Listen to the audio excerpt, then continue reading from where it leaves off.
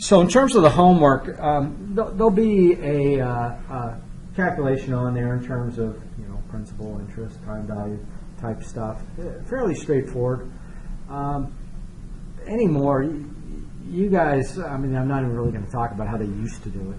If you, for example, go to look at a piece of property, a lot of times a real estate agent will have these tables on the back to calculate mortgages, and obviously you use slide rules and calculators, but anymore now, most people, you just go online and you work out all these kinds of problems, time value of money and interest calculations. Principal, let's say you're buying a $300,000 home. That $300,000 is the principal, the interest rate. Hopefully it's down around 3%, and then the time is going to be the term.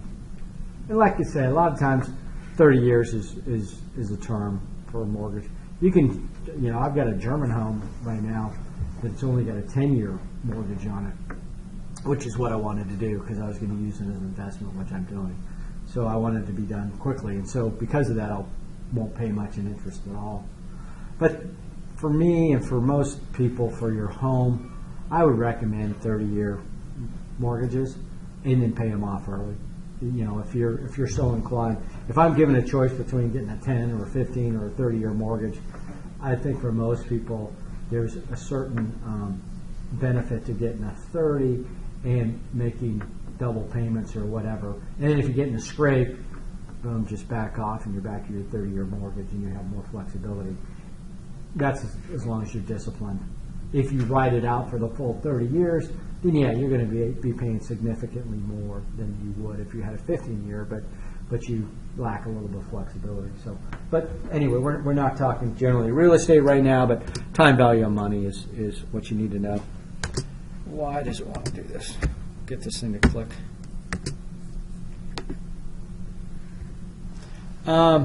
So there's simple interest. Don't get confused on simple interest. What makes time value of money so powerful is compounding.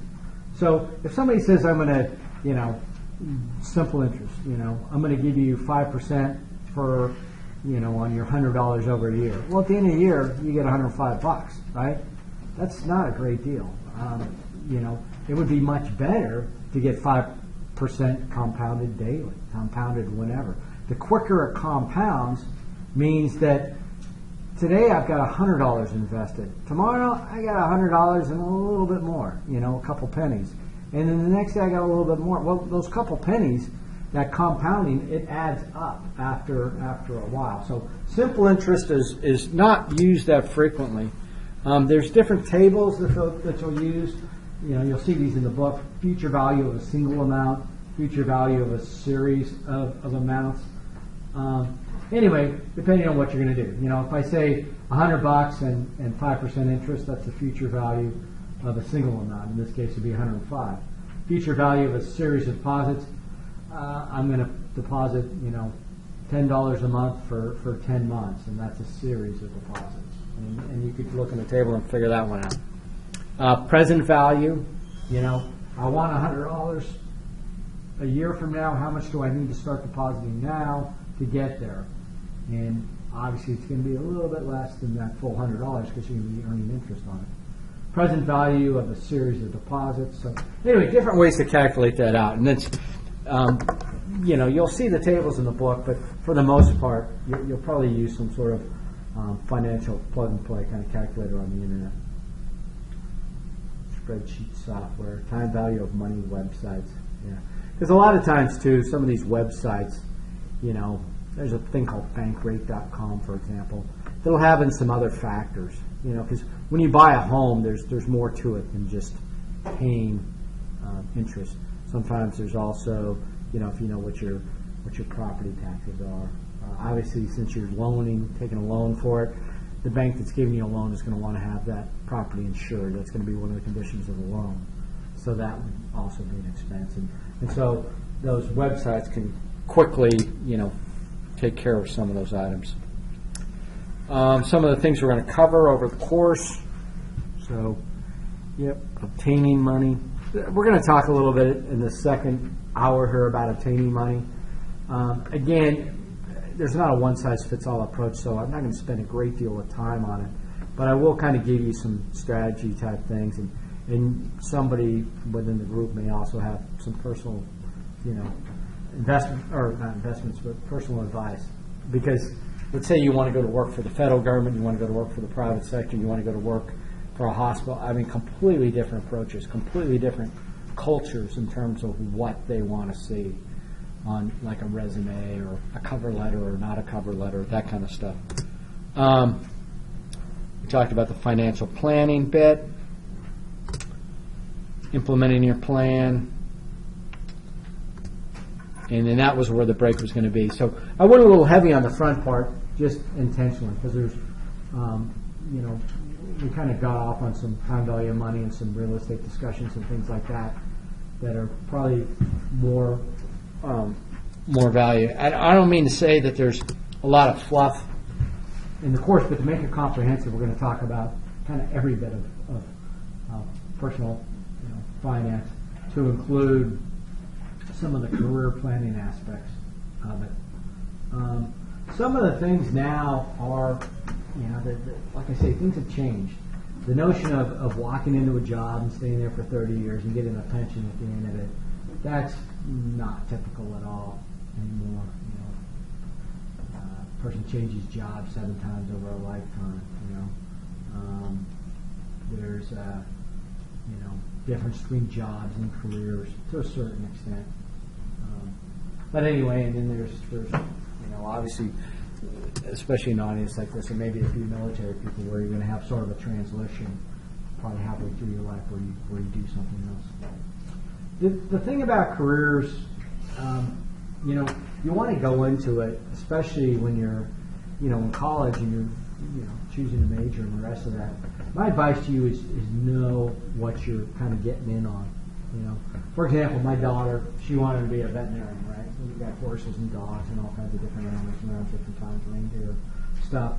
And so she worked as a vet tech for a guy out in Chugiak. This guy it was a great experience for her, because the guy was just so bitter. He was like, I go to as much school as a doctor, and I should get paid what a doctor does, but I don't. And, it's like, you should have been a doctor. Veterinary medicine was not for you. You've got nobody to blame but yourself. I mean, unless you enjoy working with animals, you probably would have been better off. It probably would have paid more. People, a lot of animals get put to sleep because people can't afford to pay the bills and things like that. So it's frustrating. But there's also some it shouldn't be just monetary for what you're getting in on. But clearly, this guy could have explored and realized, in his 20s that I'm not going to be happy as a vet. I should, pursue med school. Maybe he did. Maybe it didn't work out for him. But anyway, if you want to get into teaching or something in social services, that's great, and hopefully it'll be rewarding, and that's why you're doing it. But in terms of financial incentives, it's probably not going to be what you're looking for. Right now, I don't hate to say it, but it's just the way of the world. But some of the government service, especially on the federal side, are some of the best paying and also the most stability. So is it exciting work?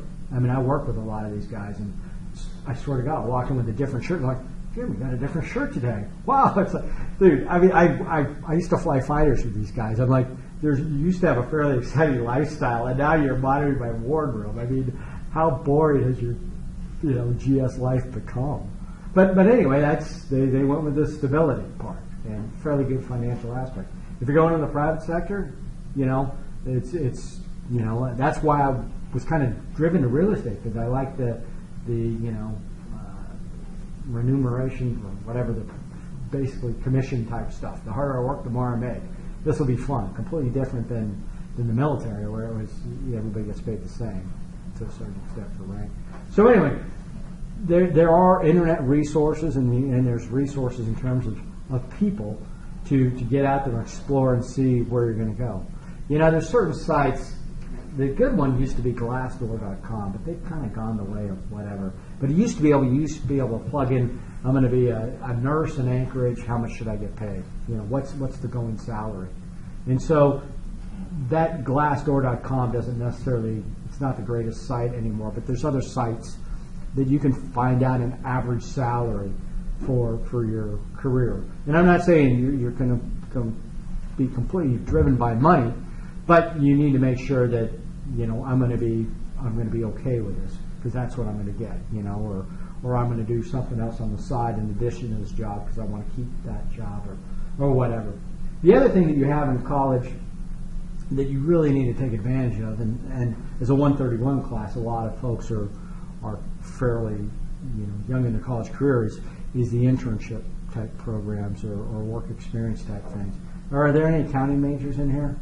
So are you already lined up with a firm? Are you doing it? See, that's how it works. So this whole stress, okay, I'm graduating from college and what am I going to do? No. The accounting people, it's more of a transition because they're already lined up with what's going on. So that's a beautiful thing. And also, it's a great way to kind of test drive what you want to do. You may think, I always want to be a veterinarian, and then you get out there and you do a week or so, like my daughter, some lady brought in a cat, perfectly fine cat, but it peed on the couch. The lady's like, put it to sleep now. It's like, what? How about we put you to, I mean, you can't say that, obviously, but she's just like, I can't be around, being the subject of it. So anyway, that was as much of a turnoff as the other guy. But the other thing is too, when you say you keep your head down, you go through, you get your 4 years. Now I'm going to look for a job. You're at such a disadvantage because when you go to interview for jobs, it's such a guarded environment. They can't talk to you normally, and you can't talk to them because it's very it's lawsuits flying around, and if one candidate's not treated the same way as the other candidate, and you don't want to ask stupid questions that you really want to ask, but well, that'll make me sound like I'm whatever, so you don't ask them. And if you work for a company or you just do like an informational interview with a company, you can ask all those stupid questions because it's going to be years down the road, and you're not looking at a career position, so they're not constrained by a formal interview where all the candidates need to be interviewed together. Has anybody else seen this sort of stuff? Not so much? I don't know. Anyway, that stuff is out there. Informational interviews and the experiential learning type stuff, like internships and other stuff. There's also, career skill development. They get in kind of in the weeds here. Technical type things for a specific career and then general skills. For me, this also sort of applies to college. For me, I my daughter, for example, is a biochemistry undergrad, and then she might get an MBA after that. So having technical skills and a general degree is a real strong combination if you can pull that off. But you can also be sort of a generalist, sort of a management type person. What you're going to be good at and what you do, you can go to the career center here and take an aptitude test and find out whether I really want to be an engineer, but I'm horrible at math. Well, you got a problem. Or maybe maybe you'll just have to work a little harder. Maybe you didn't have the best teachers in the world. Maybe you can persevere and do it, but maybe you can't. So be realistic. But you know yourself best, but you can't take tests. So aptitudes are what they talk about there. SWOT analysis, strength, weaknesses. You come up with this matrix and you decide what's good. And also it depends on what you want to do and what your quality of life is, where you want to be. For example, I've got a friend. His daughter was also pre-med, and she went into biomedical engineering. Well, there's not a lot of biomedical engineering going on here in Alaska. She's living in New Jersey. Go figure. I mean, because that's where they do that kind of stuff. So make sure if you're getting into a specialized career, that's compatible.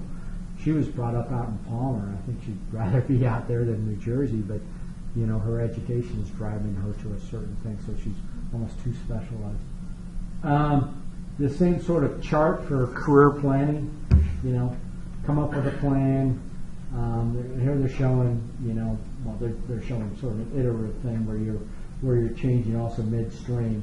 Evaluate the employment, evaluate where you're at, and this will be something. But But we'll talk a little about resumes, cover letters, because there's different strategies. For somebody to say, number one, the concept of I've got a resume, that just won't cut it anymore. You need to have a resume, that's adaptable and specialized and tailored to whatever position you're looking for. Because the deal is, basically, is anybody involved in reviewing resumes? Part of their work, ever done it? Anyway, to actually get seen by a person, a human, for most corporations, you've got to pass the basic word scan. It's going to look for, they're going to do a keyword search of your resume, and it's going to be assigned a score on basically how many of those keywords match the job description. And if they don't match, so you can say, I've done, certain computer applications, but if they're looking for, IT is the term they're using, and you know what I mean? You could have all kinds of skills, but if the computer doesn't realize, they're actually saying the same words, a lot of times what happens, and especially if it's, say, a federal application, you almost need to cut and paste the job description and use their terminology to get the keyword search to register high enough to where you actually get seen by a person. Otherwise, you're not even binned. They don't even throw you in the trash can. It's all electronic. You didn't pass the keyword search, and you go in that big pile of, not even pile, you just get deleted. So anyway, that's some of the things that the book may not necessarily consider. So bigger picture, though, career opportunities, demographic trends, geographic trends, economic conditions, industry trends. So, a lot of this you don't have control over, but let's say, I really want to be a draftsman, or I really want to be a modeler. You're out of luck, Computer-aided design, computer-aided manufacturing. Draftsman, it's the engineer inputs it directly. And there used to be skilled artist modelers that would model products out of clay or whatever. That's all 3D printing now. You need to look at the technology that's evolving and see whether this is a career, that's going to be moving on. If you're want to get in the automotive industry, something with automation and robotics is going to probably work for you. Something actually doing trades type stuff, welding, things like that. You need to be the welding engineer that comes up with a process, because there's not going to be a dude out there with a stick welder anymore, or even a machine. It's far too dangerous. It's all robot type of stuff. So anyway, you need to look at that. Service industries obviously are always going to be, we're getting away more from manufacturing. When manufacturing does flow back to the U.S., it usually is only done so in automated processes. So unless you're involved in that, it's going to be tougher. They're going to go through each one here. So demographic trends. It really is, the stay-at-home spouse, mom, whatever. That's not typical anymore. Longer lifespans. I think there's actually going to be, excess employees in the long term. That's why this with Germany, where they're saying, we need to bring in all kinds of folks to do some of this labor. Those sorts of jobs are not going to exist here in 5-10 years. So there's plenty of other reasons to do that sort of thing, but to take care of their labor shortage, I don't see Germany having a labor shortage. If anything, they're going to have excess people. Geographic trends, most people, especially in Alaska, I would say the majority probably that are still here probably want to stay here, but certain people have an ambition to leave. But make sure that your career choice gives you the flexibility you're looking for. But the ability to be fairly mobile. Booz Allen, the company I do consulting for, they'd love to have me, be one of their career people and do all that, but they've got 26,000 employees, and like 20,000, 22,000 are in D.C. I'm not going to D.C. I avoided D.C. for 20-some years, and I'm not giving up now. So, I'm stuck. I'm one of those Alaskan people who won't move. So there you go. But anyway, if I was young and wanted to get ahead, yeah, I could make more money by moving around. Higher cost of living too. So again, yeah, options affected by economic conditions. They are what they are. You can't change it, but you can make sure that you're prepared. And again, getting a college degree is definitely helpful.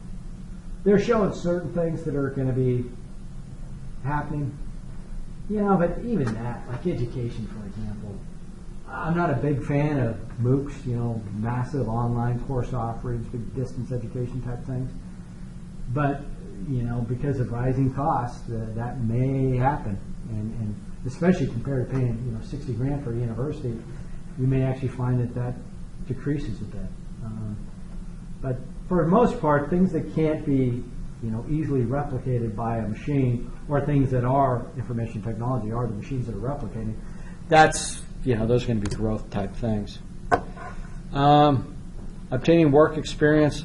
So part-time experience, is always good if it's something you're interested in, and certainly if you're looking for a part-time job, you may want to. I probably, through the course of my younger life, I probably worked at 50, 60 different places. It was awesome. And, because they always got our heads off for that first 2 weeks through the training period. I'm like, I'm at McDonald's. I went like 2 hours. I'm like, I'm working far too hard for the amount of money you guys are willing to pay me. So, take the Big Mac and go. And I delivered pizzas, sold cable. I worked at gas stations, drove tractors. I even dug ditches for a while. I mean, I did a lot of jobs. So later in life, the grass isn't always greener. I'm like, yeah, that seems like a good job, but I kind of know a little about that, and it's not good. I worked for a trucking firm right out of college. They wanted me to be a terminal manager, and there was union guys and management. I'm management. And I go in there for the interview, and the guy goes, "Oh man, okay, so when you're around the truck drivers, make sure you're never isolated because they're union, and if they thump you, I'm like, it's that adversarial here that people are beating each other up, and I'm like, I'll find someplace else, So anyway, before you get stuck and pigeonholed in a certain career field, it helps to explore it. And so that's where volunteer work, if you're going to work for, you want to go do something for biological sciences, kind of, maybe not fish and game type stuff, the way to get an inroads in that is do some sort of volunteer work with those folks beforehand. But the internships, hopefully, these are getting almost abused, though. There are a lot of internships that, it's kind of free labor or they underpaid labor, but for accounting and other things, though, especially locally, I haven't heard too many abuse stories, and it does make a much better transition. And I think it's better for the employer, they know what they're getting, and it's better for you because you know what you're getting in on. Campus projects at Penn Career School. There's a limited number of those, but you would have to figure it out. But the experiential learning, offerings of the university are probably something that's useful. So all this career information services, these guys, whatever, they probably haven't been to too many libraries or whatever, but most everything you can get online. And, there's junk online and there's good stuff. So you're more savvy than the authors are in terms of separating that out. But that's pretty good. But the networking, the professional associations, community organizations, that LinkedIn, things like that, where you're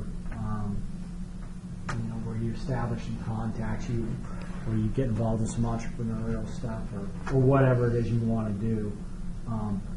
As you meet people, they can definitely help you out later in life, and it is kind of the old boy network, but you got to kind of not play the game, but you do need people to help you out.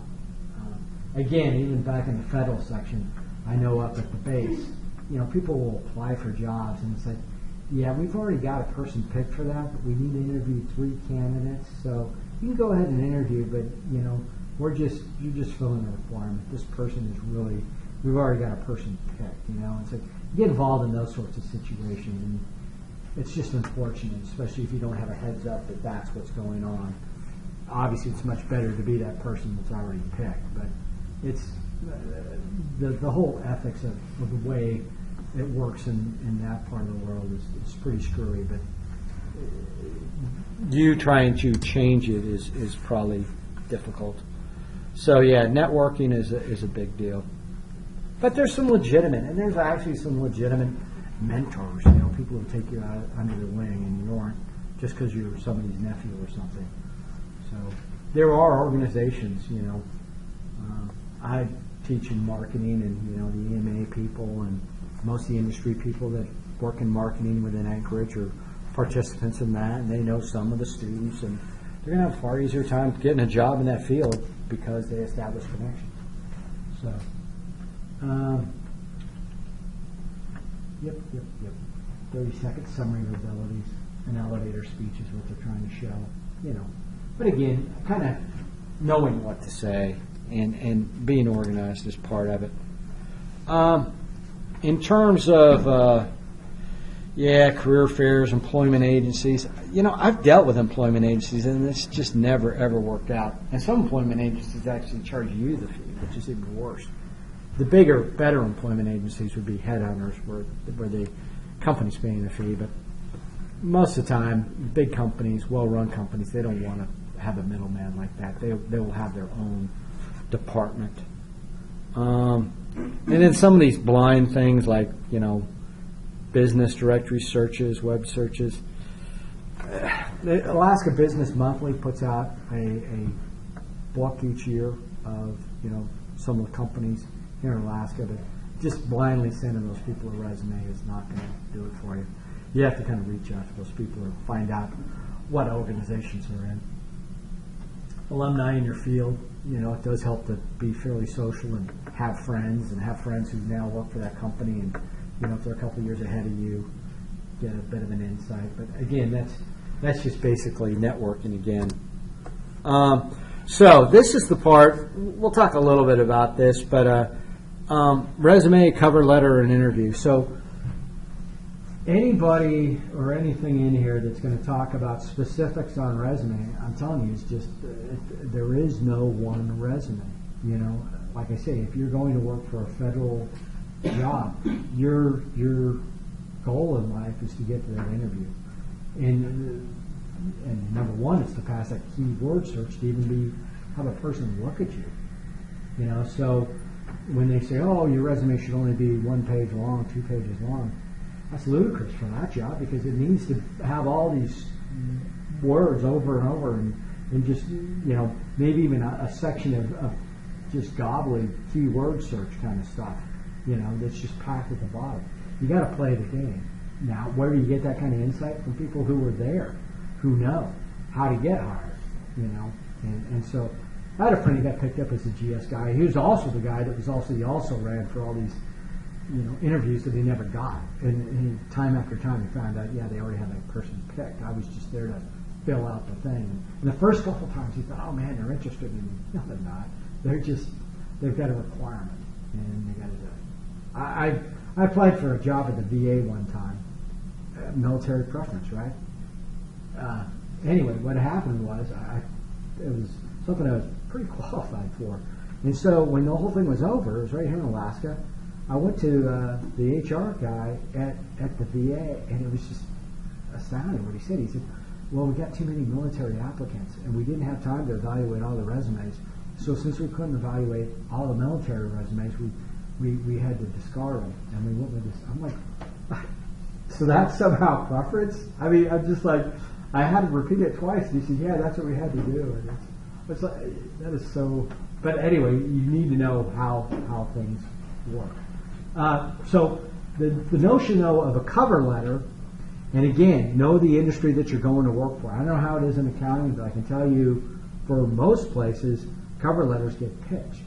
So because they're if you've got a board, 6-8 people who are going to be reviewing resumes, they're not reviewing cover letters as well. So if you've got kind of a general resume and then the sort of tailored cover letter, because that was kind of the notion that the cover letter was where you had specifics related to that position, all those specifics, those don't even get considered. So you just look like this generic guy.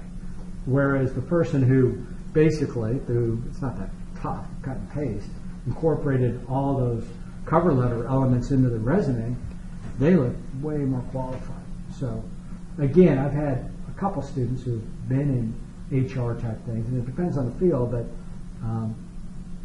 I think without fail now, everybody has said that the standard is that they discard the cover letters.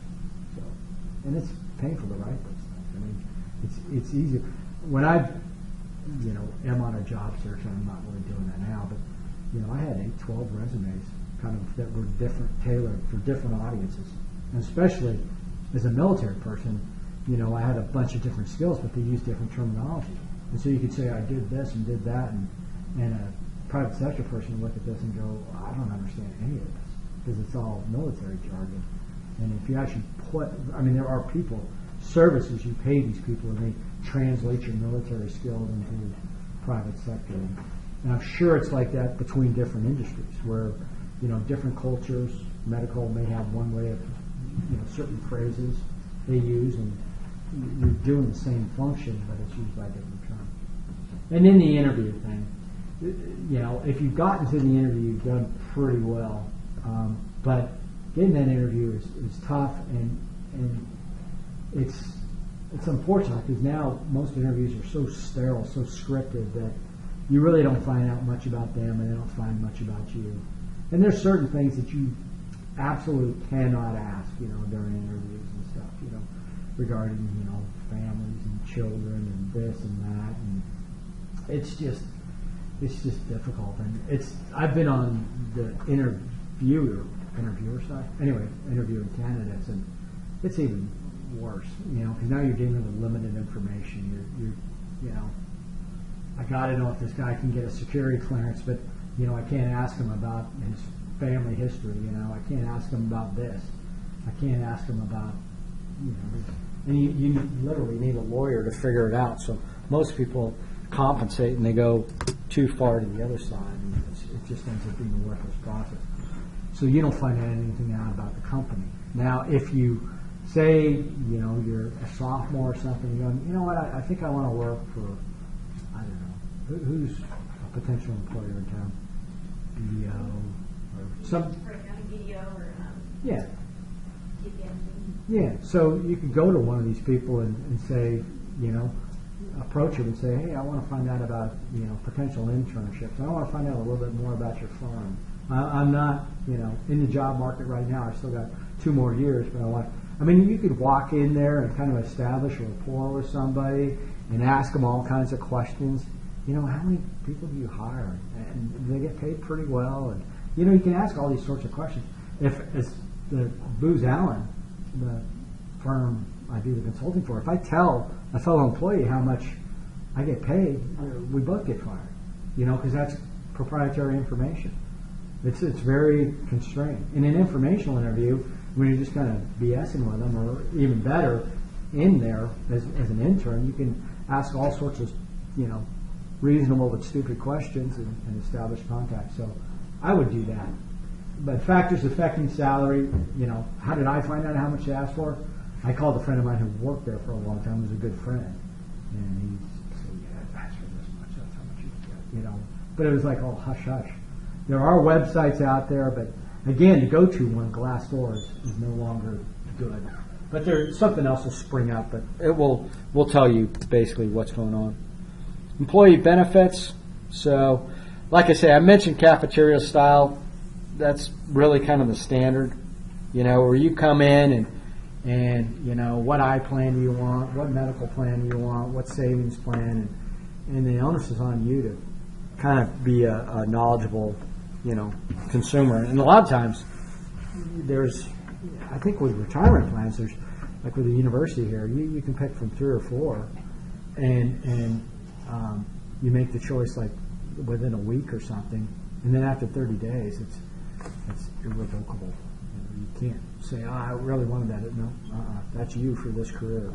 So if you don't know much about that kind of stuff, it's something to figure out, because it usually coincides with you moving and job change and everything else going on. So you have to kind of know what's going on. So techniques for career growth. Yeah, hopefully a career, something you want to do. It's, something you like. People are working a lot longer later in life. So skills and attitudes, problems, creativity. Yeah, this is more sort of touchy-feely stuff.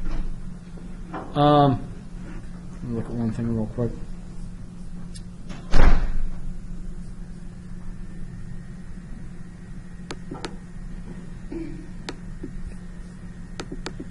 So, other aspects.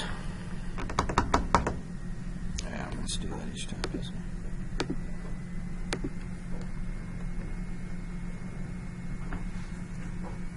So, training opportunity. Better firms will certainly have some sort of educational allowance, or at least something to keep you current in the firm, moving up.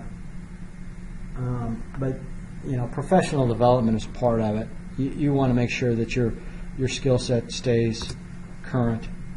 They may mention this mentor thing. Again, anytime I hear the word mentor, just from a military perspective, most of the guys I met who had mentors usually had, generals or admirals and somewhere in the family. So it kind of was not the best practice. But you may actually meet somebody out there in industry or within the firm that you're working for who kind of takes you under their wing and kind of helps you out in terms of what you plan to do. Changing careers, so again, being squared away financially gives you a lot more freedom and a lot more opportunity. So obviously it's more difficult now since typically both, if you're married, both spouses work, so two of you have to move. But changing careers, it can certainly go much smoother if you've got a bit of a nest egg saved up and are not quite as locked in. Long-term career development, staying current. Anyway, but you're gonna find certain sacrifices are made, and you'll either be identified as somebody who's going to move up in the company or somebody who puts their personal life first. I mean, if you talk to the people at Booz Allen, I put my personal life first because I don't want to travel that much, and I want to stay in Alaska, so I kind of self-identify, which is fine at this point with them. But it will, in the long run, make me less competitive. But guess what? I'm not at it for long. I'll punch at a certain point. Developing a resume. So this is the part that needs to be adapted to the industry you're going to work in, and also to your specific skill set. What you want to do is the truth is, because they want to compare apples to apples, a lot of times they'll have you transfer your resume into their form or fill it out in their form. So there's an education section and experience section. But if it's not like that and you're given some kind of wide open type things, then you can arrange your resume to best highlight your skills. If you say you were married and you had children and you took 10 years off from work, you might not want to go with chronological. You may not want to show a big gap. You may want to not highlight the dates as much. You may want to show the experience levels in there. Or you may also, even while you're, with a child and, doing those, kindergarten through whatever years, you may want to do some volunteering outside, so you're thinking about your resume later on. So I'm still involved in the industry and I don't have that gap, and I can stay up with maybe the male peers that didn't. But chronological, functional, targeted, and that bit about the keyword search is really important. You need to use the terminology that they're using, because, like it or not, it's tough. I went back to a marketing convention in Boston, and there was woman who was like infinitely qualified. I mean, PhD in physics and everything else. And I said something about, I teach at university. So, she was just, I've been trying forever and ever. I'm like, wasn't that difficult? I talked to a few folks, and but it was all, where I was, in Alaska, and having the skills, and I don't know. And obviously being in Boston, there's a lot more universities, but there's a lot more people with PhDs running around. So that bit about limit your resume to one page, and then I have to put that caveat in there. It depends on experience. But you also, you want to stay away from fluff on a resume. You want some sort of results. If you're going to say you did something, and show what it resulted in, and it does need to stand out a little bit. But again, there is not a one size fits all.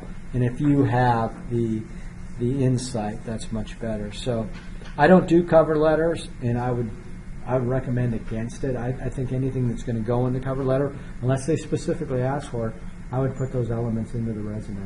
It's just, if you got Word or whatever, it's pretty easy to do.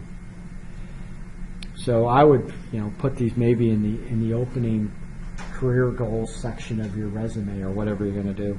There's actually resume services. May not be necessary. There's so many examples out there on the internet, but make sure that it's tailored to your specific job. The interview itself, this, if you go into an interview cold, it's kind of your own fault. There are so many people that are just willing to blab about everything they've ever done, where you could probably find, I bet you could go right now on YouTube and find, somebody's little tutorial about interviewing with whatever company. There's always details. There are fellow students who went to the interview before, or maybe you have done an internship, or maybe you have some friend who worked at the company. Find out what is what's going to be expected. You don't want to go in there cold, and really it almost appears like you're lazy if you do, because it was available. Yes. There's actually websites for different companies, like networking with Chrysler, Olympia, and now online. And there's like an entire website with every interview question for any position you can apply for. And there's like the answers that the people put in the interview, and they like rated their interview and how it went, and it's like extremely helpful. Exactly. And that's how, this is kind of anecdotal, but I think it was Merrill Lynch back in the day for new stockbrokers. They would ask you what your goal is. How much money do you expect to be making in 5 years? And if you set a specific number, you were not considered. Because, okay, this person wants to make $500,000. And once they reach that limit, they're probably going to quit working. You know what I mean? They wanted somebody who said, I'm so aggressive, no amount of money can, satiate my, I'm going to be the most far. Anyway, it was just like an inside culture thing. That back then, it'd probably be kind of tough to get that information. But like you're saying now, there's so much stuff out there. There's nothing that ever breaks, in the house, in the car, in the whatever, where I don't go to YouTube and find some other knucklehead sitting there breaking parts and taking things. I had to do this when I was in Europe, I had to work on my own cars because they might sell, Chevys there, but they didn't have Corvettes, or they might sell Dodges, but they didn't have Vipers. So, I'm very used to going through, and anyway, you just wouldn't believe the stuff people put on YouTube or other websites that have all this information out there. And God bless them for taking the time. I'm too lazy to do that, but other people will chronicle, in infinite detail. So anyway, find out what's going on, and also interview as many companies as you can, because it's good practice. I may not want to go to this company, but you might have a different impression of that company, and it might turn you around. But if nothing else, you're going to get more comfortable. In most interviews, a lot of them I've done have been via Skype and other stuff, so it's pretty easy, pretty painless. It's not a huge monetary thing. And if they want to fly you to an interview, that's kind of cool. It certainly should be out of your pocket. So I went for some interviews in Brussels and Luxembourg City, and it was a great time. I really didn't think I'd get the job, but there you went. So homework is going to be those problems, those chapters.